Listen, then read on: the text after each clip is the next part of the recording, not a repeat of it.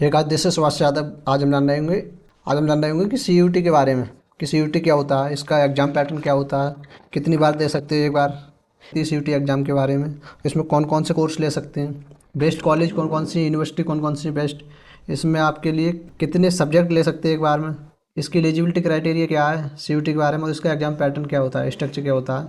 तो सारी चीज़ें जानने होंगे इस लेक्चर के दौरान। तो चलो स्टार्ट करते हैं। तो सबसे पहले सी यू टी की फुल फॉर्म होती है कॉमन यूनिवर्सिटी इंट्रेंस टेस्ट। ठीक है, ये बनाया गया था क्योंकि सारी यूनिवर्सिटी पहले अलग अलग कोर्स कराने के लिए अलग अलग अपना एग्ज़ाम लेती थी, इंट्रेंस एग्ज़ाम। तो बालकों को काफ़ी प्रॉब्लम आती है स्टूडेंट के लिए, तो उन्होंने एक कॉमन एग्ज़ाम बनाया जिसका नाम रखा सी यू ई टी। पहले से सी ई टी बोलते थे, लेकिन बाद में 2023 में इन्होंने चेंज कर दिया, इसे कर दिया सी यू ई टी।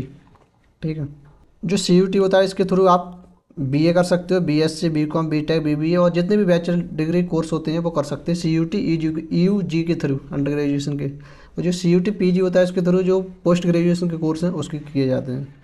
चाहे आप साइंस आर्ट्स से हो, चाहे कॉमर्स से, आर्ट्स आर्ट्स से, इंजीनियरिंग में, या फिर लॉ में, या फिर किसी मैनेजमेंट में कोर्स करना चाहें, सारे कोर्स में जो एडमिशन दिया जाता है यूनिवर्सिटी में वो इसी एग्ज़ाम के थ्रू दिया जाता है।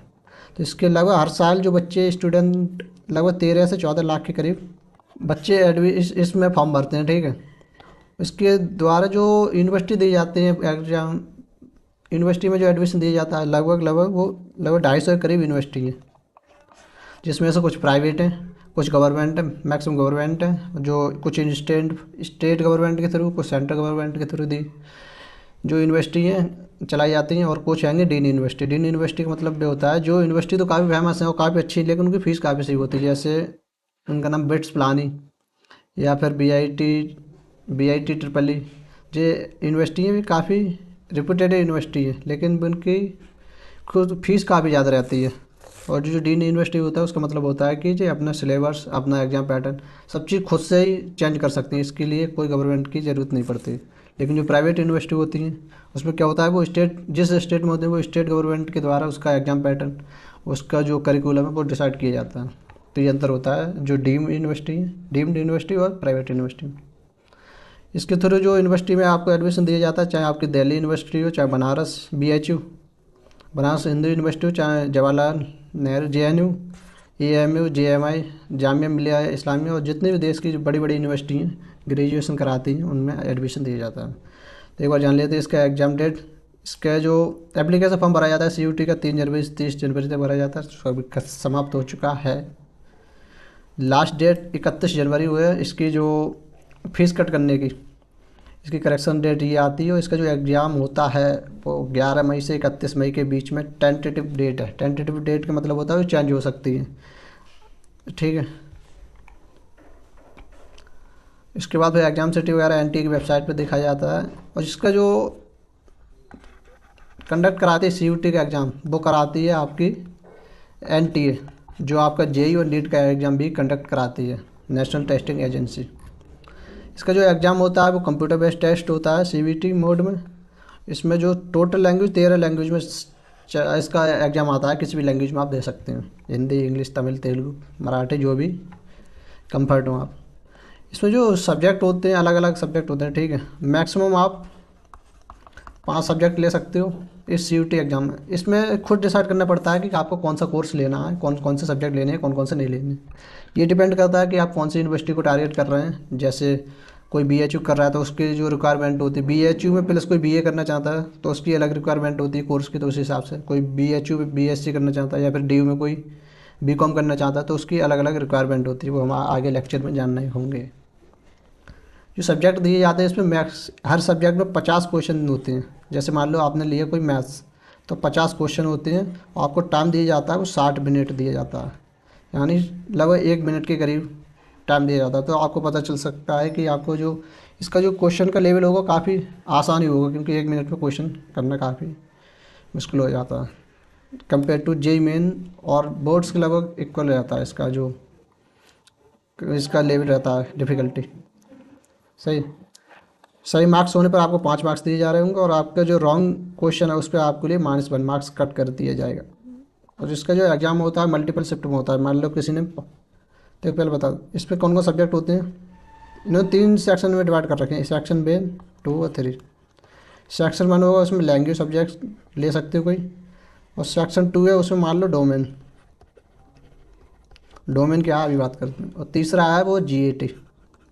जीएटी मतलब जनरल एप्टीट्यूड टेस्ट, जहाँ पे आपको जनरल नॉलेज, करंट अफेयर से रिलेटेड या लॉजिकल रीजनिंग इससे रिलेटेड आपको क्वेश्चन मिल रहे होंगे। ये आपकी जो लॉजिकल थिंकिंग है उसके लिए बनाया गया है।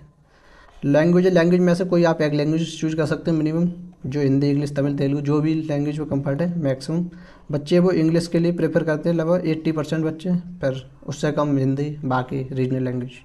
तीसरे नंबर संस्कृत रहती है।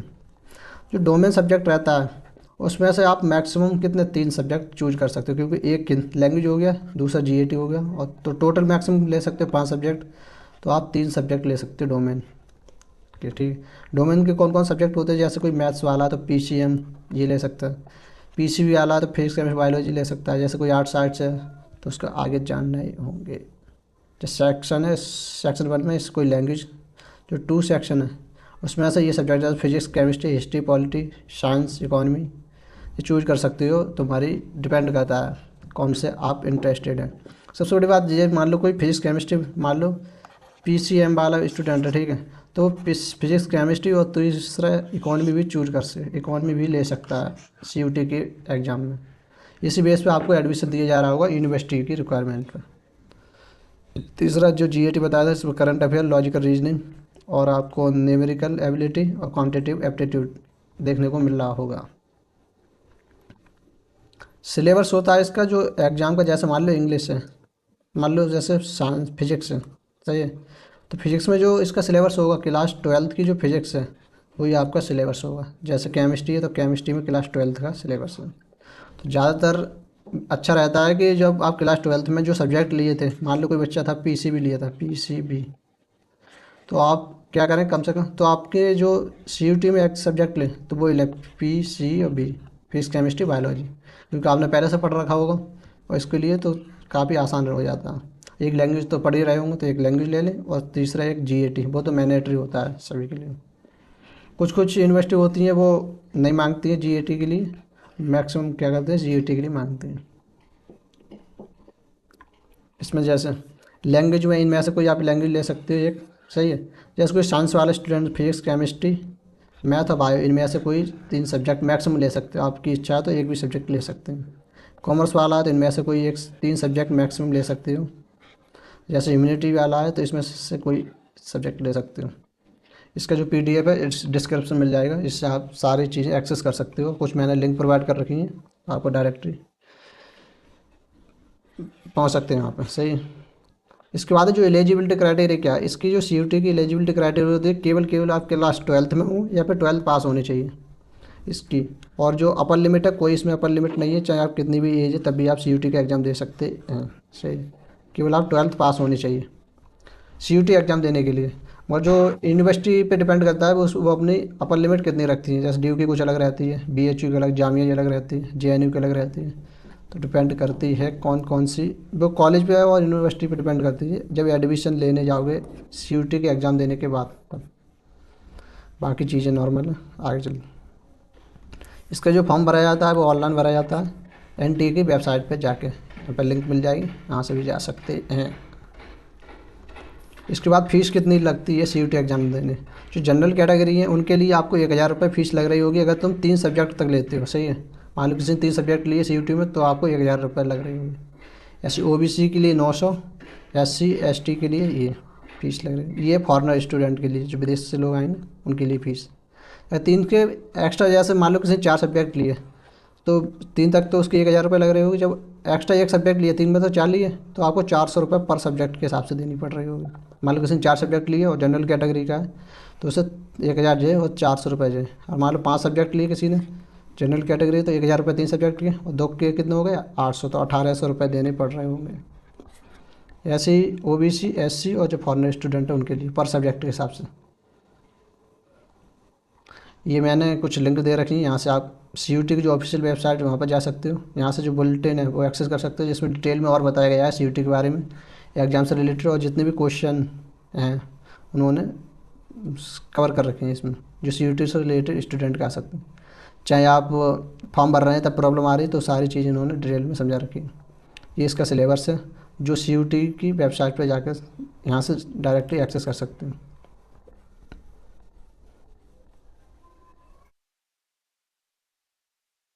ये जो पार्टिसिपेटिंग यूनिवर्सिटी कौन कौन सी यूनिवर्सिटी एडमिशन देती हैं CUT के बेस पे, मार्क्स के बेस पे, उसकी लिंक दे रखी है, जाकर देख सकते हैं। इसे हम बाद में देख रहे होंगे थोड़ी देर में। इसके बाद कितने मार्क्स पे कौन कौन सी कॉलेज मिल जाती है, डिपेंड करती है आपकी कौन सी यूनिवर्सिटी को टारगेट कर रहे हैं। मान लो कोई DU को कर रहा है, दिल्ली यूनिवर्सिटी, और उसमें आपको डिपेंड करता है कौन सी कॉलेज के लिए। जैसे SRCC सबसे बेहतरीन कॉलेज मानी जाती है जो DU की, उसमें डिपेंड करता है कि आप कौन सी सब्जेक्ट के लिए टारगेट कर रहे हैं, तो उसी के बेस पे आपको कंपटीशन मिल रही होगी। मान लो कोई BCom कर रहा है, कोई BA के लिए BA ऑनर्स, कोई BSc या BTech, तो ये डिपेंड करता है उसकी कट ऑफ के बेस पे, जो आप ऑफिशियल वेबसाइट पे जाके देख सकते हैं, तो DU की ऑफिशियल वेबसाइट। ठीक है। इसके बाद आपका CUT एग्ज़ाम होता है। CUT एग्ज़ाम होने के बाद जो रिजल्ट आता है, उसके बाद सारी जो यूनिवर्सिटी हैं वो अपना अपना पोर्टल ओपन करती है रजिस्ट्रेशन के लिए। जितने लोग आपको लिए रजिस्ट्रेशन करना होगा, यहाँ पर जो कॉलेज की और यूनिवर्सिटी की पोर्टल है उस पर आपको चूज करने होंगे कौन सी कॉलेज में कौन सा सब्जेक्ट लेना है। आपको कई एक लिस्ट बनानी होगी और आपकी प्रेफरेंस देनी होगी उसमें। आपके जो मार्क्स हैं उसके बेस पे, आपको प्रेफरेंस के बेस पे आपको जो कॉलेज है वो आपको मिल रही होगी। पर आपके लिए जो CUT का स्कोर है, तभी जब रजिस्ट्रेशन कर रहे हैं तभी आपको सबमिट करना होगा। पर कॉलेज अपनी जो मेरिट लिस्ट है उसे रिलीज करती है। रिलीज करने के बाद आपको सीट अलॉट की जाती है। सीट अलॉट करने के बाद आपको वहाँ जाके कॉलेज में फिजिकली जाके डॉक्यूमेंट वेरिफिकेशन करना होगा और जो फ़ी है पे करनी होगी। उसके बाद आपको एडमिशन मिल रहा होगा।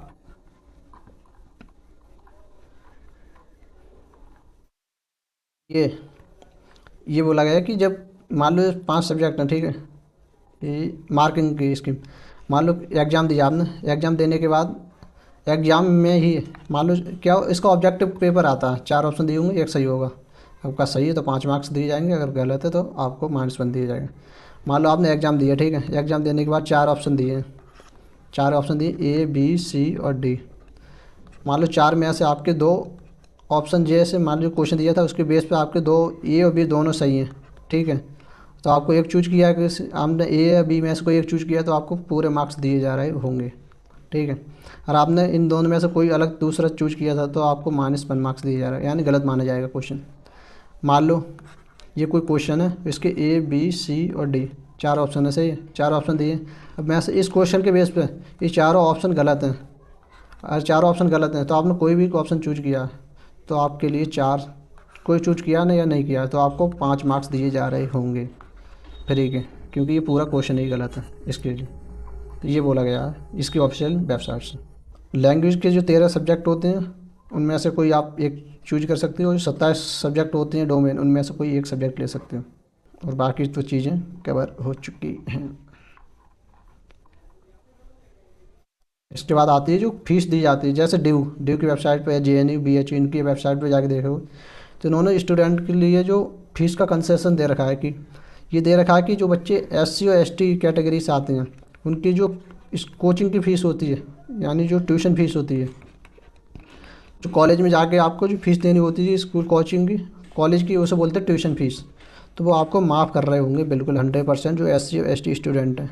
ये कौन से कर रहे होंगे, जब आप जैसे DU में जा रहे हैं, सही है, और DU के जो कैंपस है, जो यूनिवर्सिटी का कैंपस है उसमें पढ़ रहे हो उन स्टूडेंट के लिए। जैसे DU से कुछ एफिलिएटेड कॉलेज हैं, जैसे हंसराज है, SRCC है, और बाकी जैसे हिंदू कॉलेज है, तो ये अलग अलग कॉलेज हैं, ये किससे DU से एफिलिएटेड है।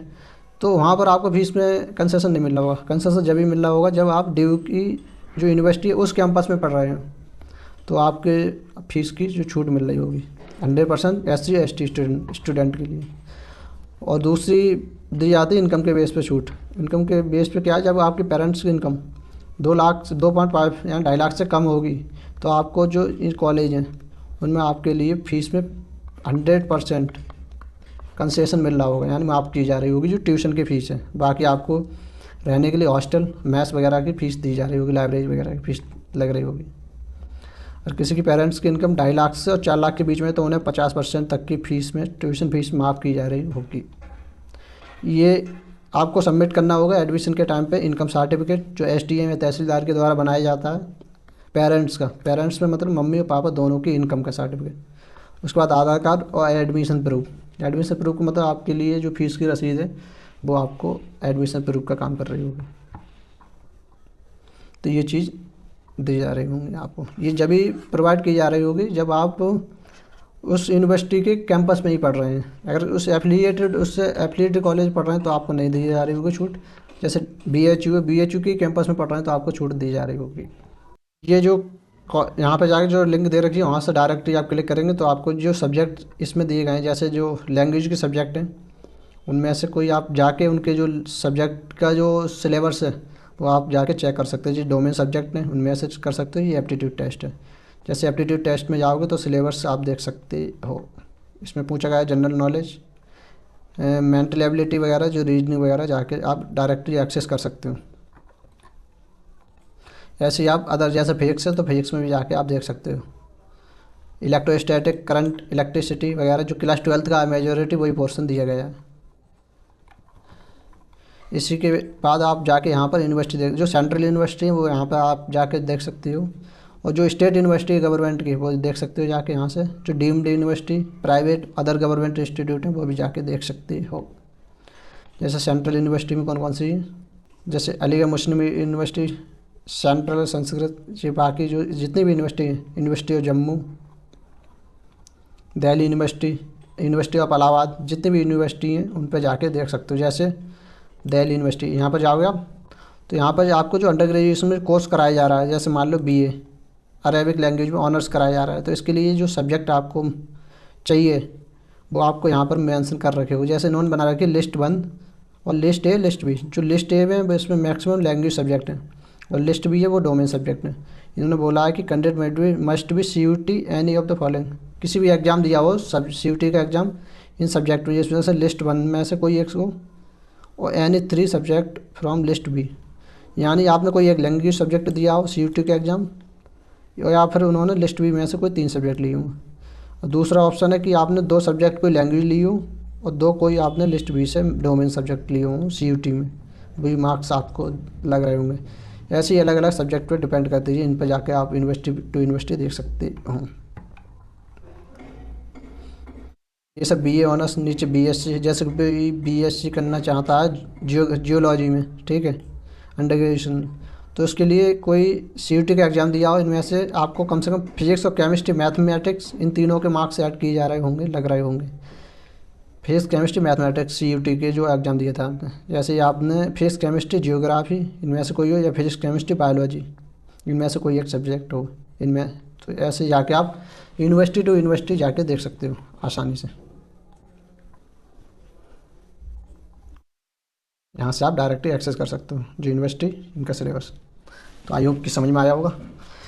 मिलते हैं नए लेक्चर में, तब तक के लिए बाय।